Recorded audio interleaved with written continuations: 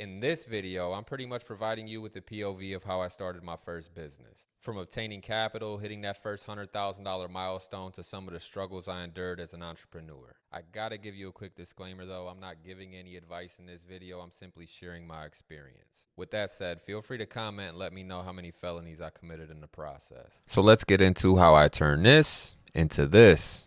It all started with this extremely detailed business plan I wrote just because I had the time. And by time, I mean prison time. When I came home on a mission. I was broke as fuck. So I had to grab a little job to squeeze and at least get mobile. And my first $100 went on making my idea a legal thing. My first $1,000 afforded me this hoopty. I told you the trick to that in a previous video. Another $100 went on door magnets. At a $10 toolkit, I was still broke, but officially in business. Before all the Gucci accessories, I beat around in these. I had to hustle for 2 years, squeezing every cent before I could even afford to look at shit like this. You name it, I was out here selling jailbroken fire sticks for $50. If you're wondering how I was able to sell them for retail, let me get you hip. Entire month of November, they're 50% off. It's a perfect stocking stuffer and an easy dub. Now these things could have caused a lot of trouble if I would have lied and said they were genuine. But the truth is, the truth made me about $20,000 profit. $67 bought me 100 of these. I sold them for $10 a piece, then I'd rinse and repeat. And I ended up netting at least 10K off next to nothing. But I'm not gonna lie to you, it was the attachments that really turned me up. If you know, you know. If you don't, you don't. All that, and I still refused to buy a pair of tennis shoes. At least not till the thought in my head was in my hand. Bro said take a picture, something big is starting off and I wanna be a part of it.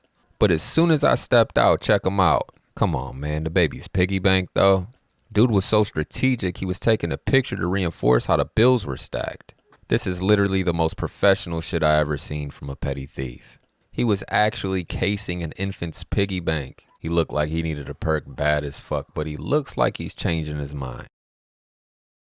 Nope, hold on, there's gotta be about $700, $800, $900 in there. So let me just come in casually, shoot a quick text. He won't even notice, I'm going for it. How can I not notice when every fucking dollar counts? But every dollar I did count till we hit our mark. Let's go. 10, 20, 30, 40, 50, 60, 70, 80, 90, 100, 10, 20. You see it. Time to take care of business and get the fuck up out this hoopty. But you still see it in the background. I had my eye on this spot across the street from a potential competitor in my competitive analysis. It was time to put these walls up already. When the sign went up, it all started to feel real.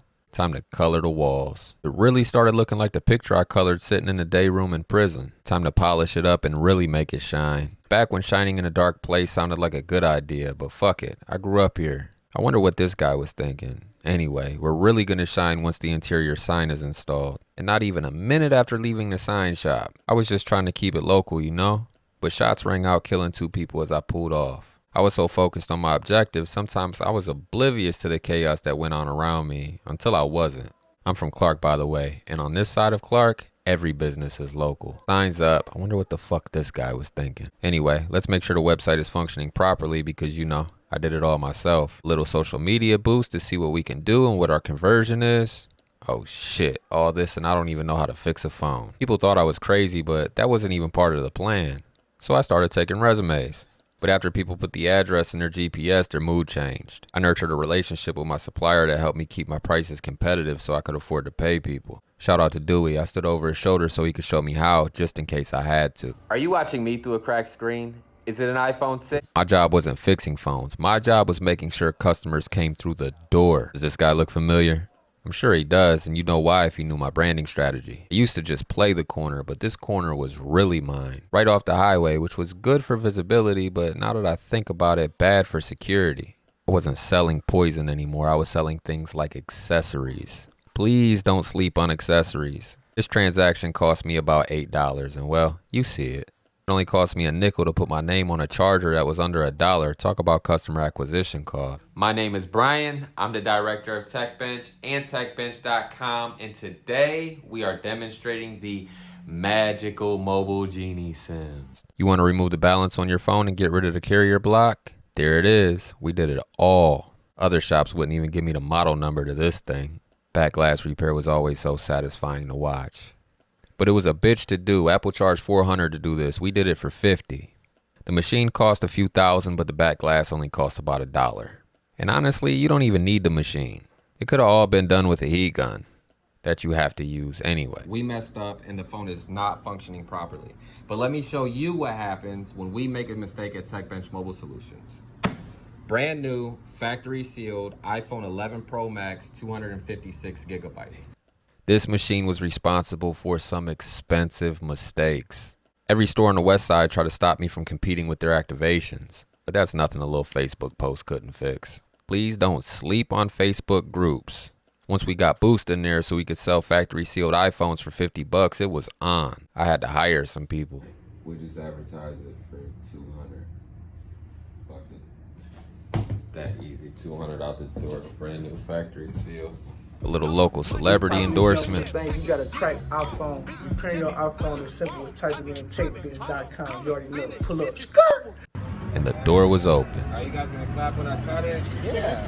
5, 4, 3, 2, 1. Yeah!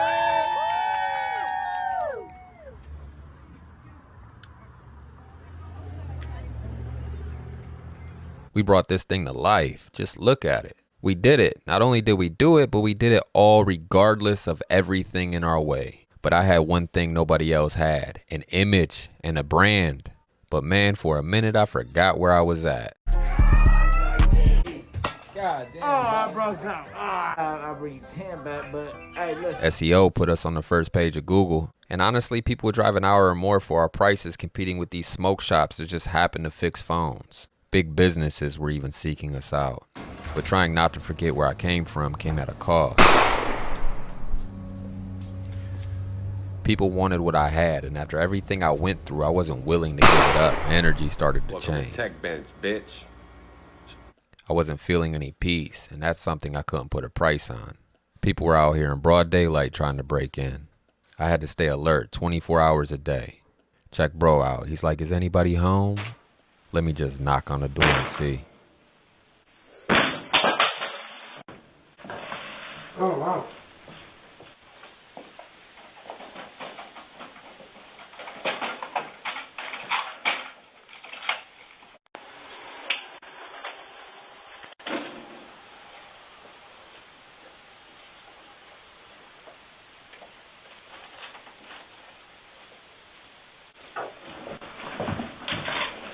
And in a matter of 5 minutes, he's out.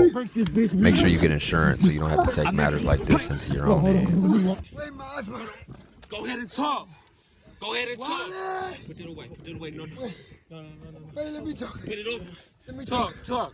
Everything's there because everything is there. It's not me. Bro for real had me babysitting, black eyes, broken ribs and all. When all I wanted to do was whatever I had to do to make it happen. And I did, on my own, without any help from anybody. Well, I did have a little help. Buddy, what are you doing?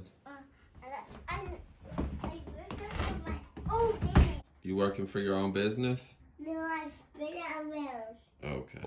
At the end of the day, I bought myself a fucking job. Don't get me wrong, the job paid well. In all, it netted anywhere from $12,000 to $15,000 a month. But it took me away from the most important element of any business for any entrepreneur. Scalability. Speaking of scalability, I could only scale my YouTube with the help of you. So if you've been tuned in this far, you might as well like, share, and subscribe. What's going on here? Well, it's time to relocate. But in order to do that, I had to sell this place, which required a clean title. And let's just say after everybody tried to rob me and failed, I was robbed by a guy in a suit. A former employer, actually. I was supposed to get close to $200,000 for this place. But the fucking title had over $250,000 worth of liens on it from the previous owner. Trial and error is how I have to learn everything. Shortly after that, my wheels took the shit on me. John, and thank you for BMW Westlake.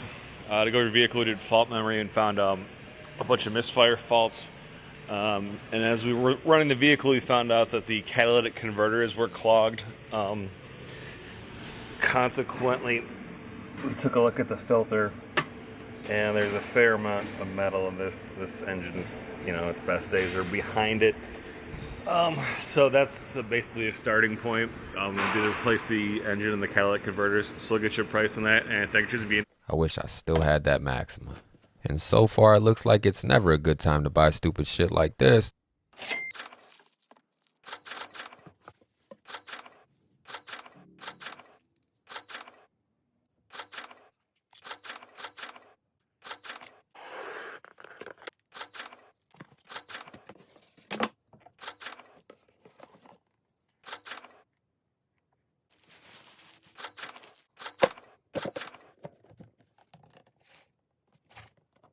Not to mention I ran out of money October 2023, and I have about 48 hours to leave here before I'm entirely homeless. The good news is this time you get to watch me run it up in real time. But in the meantime, you could find my business plan that you could use as reference to write your own on my website. And hopefully I already paid for the mistakes you won't have to make in this video.